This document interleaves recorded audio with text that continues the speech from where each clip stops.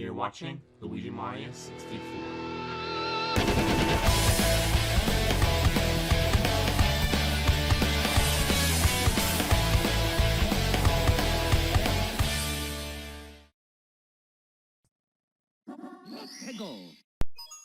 It's me, Mario!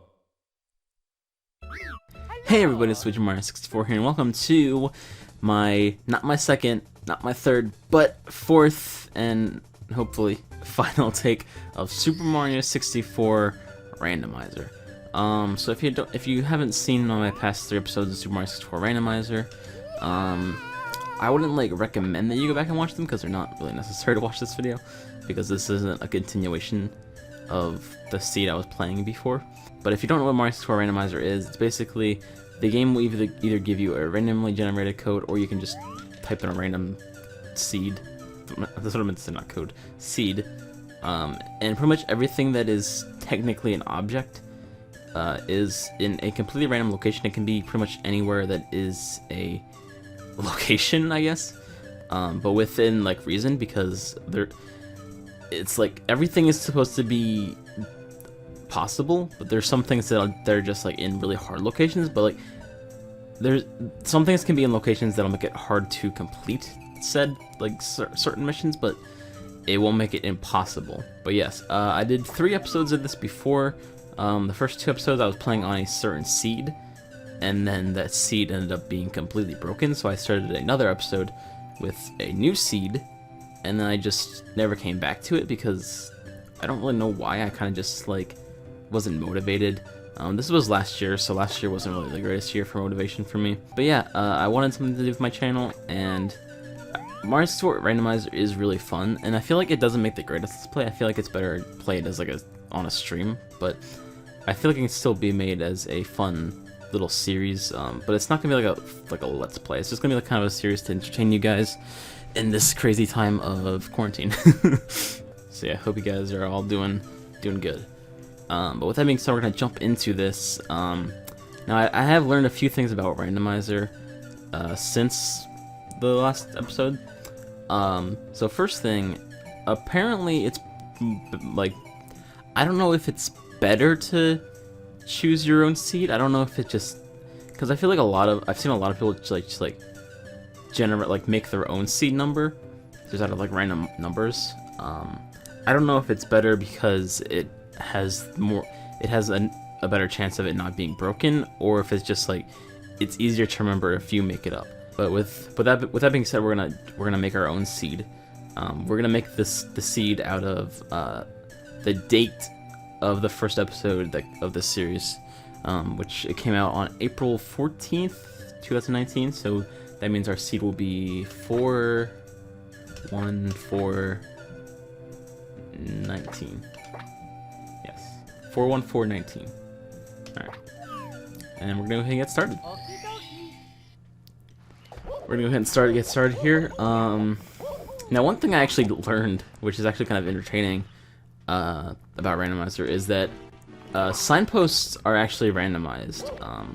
Obviously signposts are randomized. They will be in random locations, but the text box that you get from reading a signpost can be completely random. It can be any dialogue from the game, which is really entertaining. Okay, apparently we're starting in Bomb-Omb Battlefield, which is interesting. Goomba, get out of here. But it's only signposts that are randomized. What is this? I thought I saw a number. I saw the glowing thing, but I also thought I saw a number for some reason. I was like, what was that?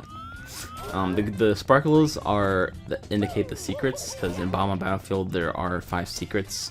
Usually they're just in the sky in a row that you have to fly to. I'm sure most of you guys know this. Mario 64 is... Vanilla Mario 64 is just a given thing that I'm sure most people know about. Everything about it, pretty much. But, for those who don't know, I'm just going to kind of briefly explain random things every once in a while. But yeah, so this signpost right here is obviously not a vanilla location, but, so as you see right here, the dialogue box is telling us about the special caps we can get, the metal cap and the wing cap and the invisible cap, which I don't think that's a sign that's usually in Bomb-Omb Battlefield. I don't believe. I don't know where. I don't know. I actually don't know where that sign, or like where that dialogue box would usually show up actually. But yeah, it can literally be any dialogue box in the game pretty much that can come off of a signpost if you read it, which is pretty interesting. Like you can even you could literally read a signpost and it can just be like something like a dialogue box from like Bowser or something. It's like completely random, and I find it very entertaining. So I think every once in a while, if I see a signpost, I'll go ahead and check it out, see what it says, just for lols. But yeah, we're gonna go ahead and see if we can find anything in B.O.B. here. It's pretty interesting that it started us off in B.O.B. here.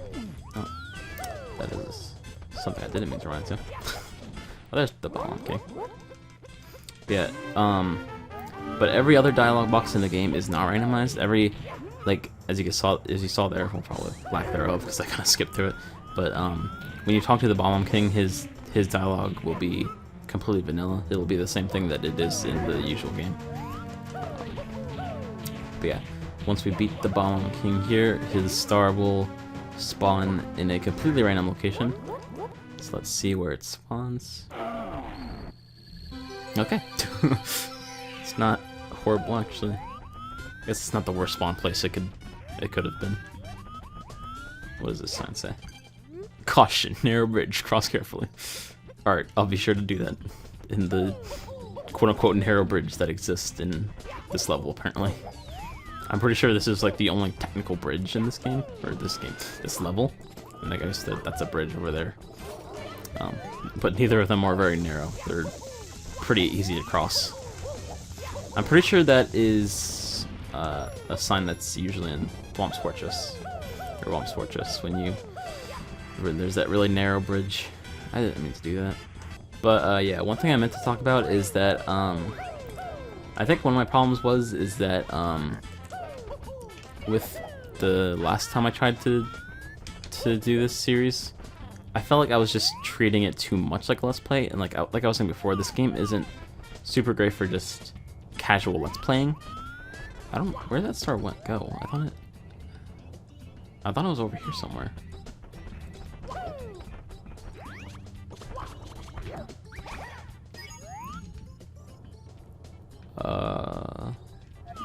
I actually have no idea where that star spawned.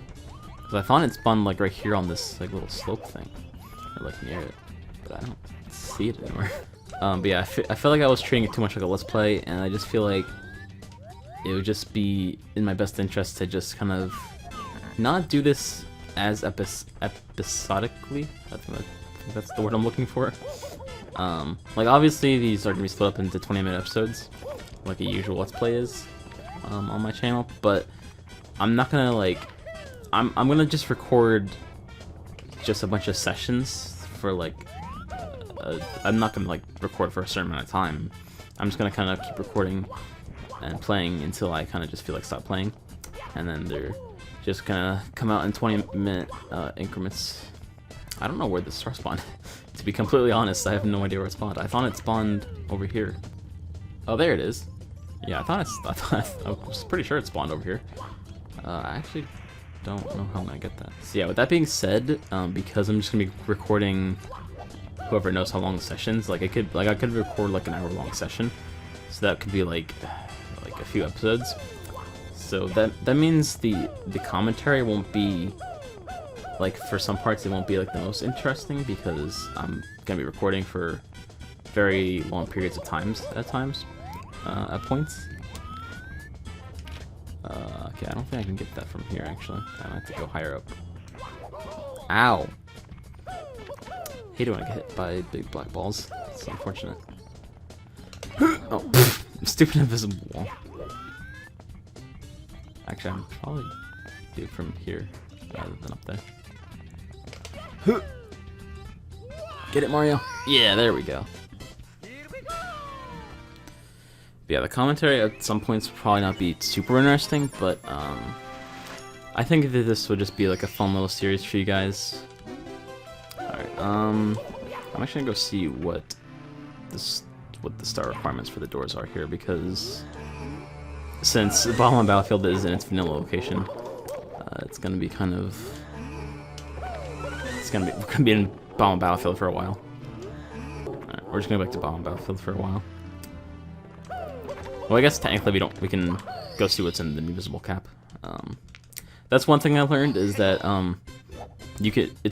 you're better off going to the invisible cap first. Well, not like going to it first, but like if you don't like what's in Bomb Battlefield, this location, then you're better off just going to see what's in the invisible cap. Because I've started seeds before, and then like the aquarium was in Bomb Battlefield, and I was like, don't know how to do the aquarium first, so I just like got a new seed. But then I quickly learned that I could actually just go to the moat first if I didn't like what was in Bomb Battlefield. Oh my god, oh, that's a sign. I was like, oh my god, invisible walls, and then I was like, oh, it's a sign. Okay, I actually don't know what I'm doing. I'm just kind of running around aimlessly for some reason. Let's go race Koopa the Quick. Koopa the Dickhead. Check out this sick strat I learned how to do. It's not really that hard, but that is called a glitchy wall kick, I believe. I'm pretty sure that's considered a glitchy wall kick, which really, it doesn't really make this race much faster. I'm pretty sure it's faster to just run up the normal way and then like use the teleporter to get up here faster. I'm pretty sure it is faster. So yeah, obviously this mission is pretty easy because it would be kind of hard to randomize the Koopa race, because like while it is possible for Koopa the Quick to it is possible for like ROM hackers to that's actually really good RNG. It is possible for ROM hackers to make Koopa the Quick go in a custom route, so you can make your own custom races with Koopa the Quick. But it would be kind of hard to make that make him go in like a random path, but like also make it fair, and then also make it so that Koopa the Quick can actually function. Koopa the Quick is not the best AI when it comes to figuring out where to go. But something I actually kind of learned, which is kind of interesting about Koopa the Quick, is that I was playing around with a ROM hack that K's Emmanuel made with it's just vanilla Mario 64, but you can like play with portals pretty much. You can shoot portals, and something that I did was like I portaled Koopa the Quick to like a random part on the map, and it seems that like he knows how to get back to his like set path, which I found really interesting. But if you put him in like if you put him like over here somewhere or something, like in this, oh, I didn't want to talk to you, go away. Like if you put him in this area, he will be able to figure out like eventually, like he'll be kind of slow at it, but like he'll eventually learn how to like get back to this area, so he can like kind of start following his path. Sometimes he'll like kind of like go under here and like get stuck on the wall from it, and then he'll just like climb the wall like Spider-Man or Turtle Man. So yeah, it's very interesting. But if you put him on the mountain, it just kind of seems like he'll be trying to get back to his path, but he'll kind of get stuck on the mountain because he'll think he can go through walls. There are like certain parts on the mountain where if like, I also love that, I didn't even realize this, I love that no matter what distance away from the Bomb-Omb King you are, it'll just continuously play the battle music. It just thinks I'm consistently in battle with him. It wouldn't normally do that if he was up here, because the game knows that, the game will know if you leave this area. Very interesting stuff. But yeah, there are certain parts on the mountain, if Koopa the Quick gets stuck on them, he'll just like climb the wall eventually. You know, I'm not really seeing anything.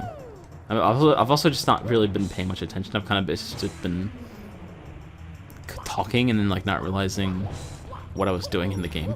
I'm gonna kind of walk over here real quick to see if there's anything, and then if there isn't, then I'm gonna go ahead and see what's in the invisible cap.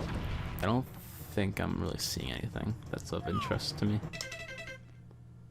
so we're gonna go ahead and see what's in the moat. But yeah, one other thing I learned is that I don't like doing the Bowser stages if it'll put you in one, because the only purpose for the Bowser stages in Randomizer is so that you can get a red coin star.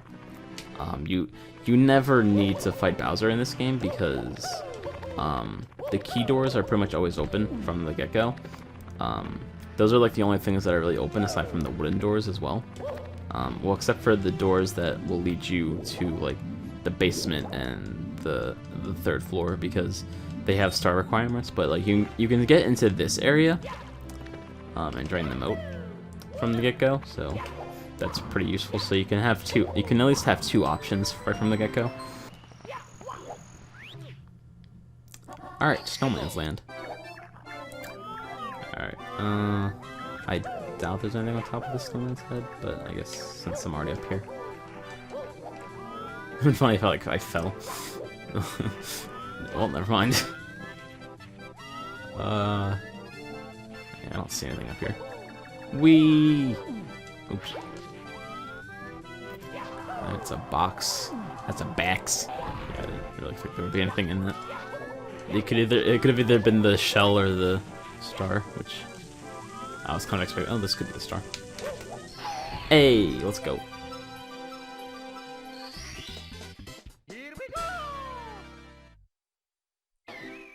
Hopefully one of the doors in the lobby don't need that many more stars, because I don't really like doing B.O.B. or Snowman's Land in Randomizer. Oh, this is the aquarium. I don't really want to do the aquarium, actually.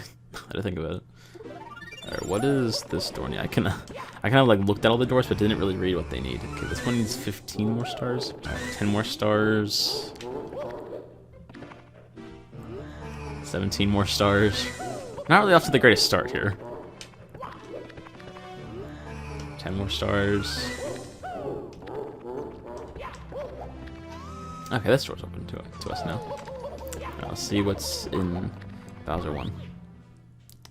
Tick-tock clock. Not bad. Tick-tock clock is a pretty good stage for Randomizer, except for the fact that it's like super easy to die.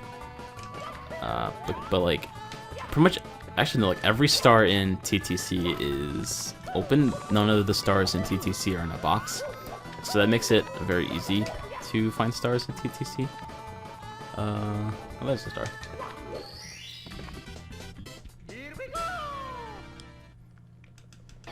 So far, our first three options of levels aren't the greatest levels, but like, I mean, TTC is like a good level for Randomizer because it's like really fast, but it's also like really hard, and I don't really enjoy doing TTC for Randomizer. But alright, what's our world? Pretty, also a good level for Randomizer because we spawned right under a star first of all.